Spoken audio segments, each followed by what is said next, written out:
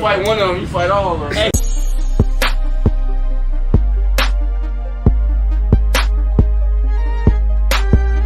What's cracking, G? It's your boy Koopa. You already know my channel about love, life, and loyalty. And I got a little information piece, a little informative piece for y'all today. So I hope y'all enjoy it. Like, comment, subscribe. In today's world, we're no strangers to the judicial system, or laws for that matter. Whether it was shows such as Law and Order, Blue Bloods, Cops, Verse 48, CSI, the list goes on.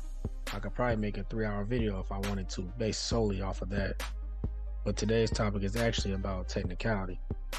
In my last reaction video, I described in some situations people are able to beat cases due to technicality. A technicality, described online, is a point of law or a small detail of a set of rules. For example, their convictions were overturned on a technicality. The court system is mainly built on beyond reasonable doubt, meaning to convict someone or not convicting a person who is charged is all determined on beyond reasonable doubt. If said person who were charged with a crime and wanted to prove that they're innocent, said person would need damning evidence to produce beyond reasonable doubt. All the shows we have watched involving legal issues always come back to using beyond reasonable doubt, and that's where technicality plays a major role in our judicial system. Jimmy Boy, also known as Jimmy Boy the Jeweler, who is a man of Asian descent, born in Elite, a suburb of Houston, Texas, was originally a trapper moving large quantities of marijuana and ecstasy pills. Some say he was one of Houston's biggest trappers. The streets even called him Pillgates. Jimmy Boy would get charged for receiving a shampoo bottle filled with ecstasy pills, which carried a term of 2 to 20 years in state prison, with a fine up to $10,000. This sounds like the same tale we hear of many trappers living the life, but Jimmy Boy had a different result. Spending a pretty penny on a great lawyer gained Jimmy Boy the great equalizer, technicality. He broke down in an interview on SayCheeseTV, explaining to Sean Cotton, to convict someone of possession, there has to be evidence providing said person knew what they were possessing. Basically, a charge that I ended up getting later on. So back in, all the stuff that happened that I just talked about was before she was born. Okay. So when I ended up going to prison, I was able to beat my Fed case, based off not being able.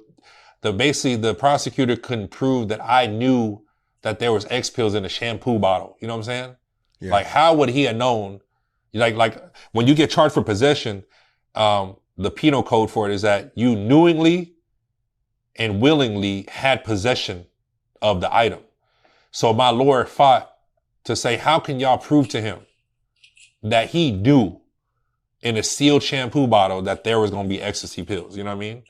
You know what I mean? So I was able to beat it with that shit. Yeah. When I beat that, I ended up having to go back on my attempted murder charge and the organized crime case.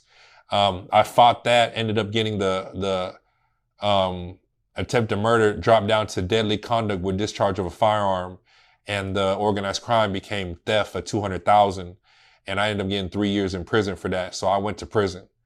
Yeah. So then when I got out, is when I got out in 2003, and then I actually started doing music, and I was doing music for a little bit and gained a lot of notoriety on MySpace.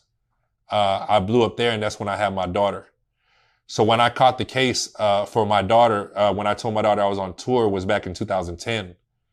I had a couple grow houses out here. We were growing weed in Houston, and we got set up. My cousin snitched on me and set me up, and I ended up having to fight it and ended up getting like 1 year state jail, and worked out with the DA to where I'd get the 2-for-1 to do 6 months.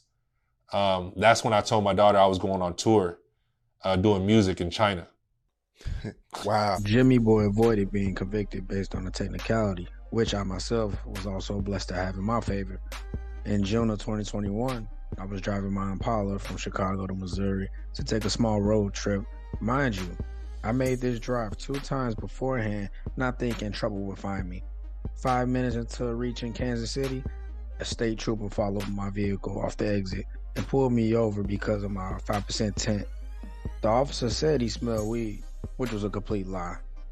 Requesting a supervisor, the trooper said no, handcuffing me and proceeding to search my vehicle. Upon searching my vehicle, the officer found a half an ounce of marijuana.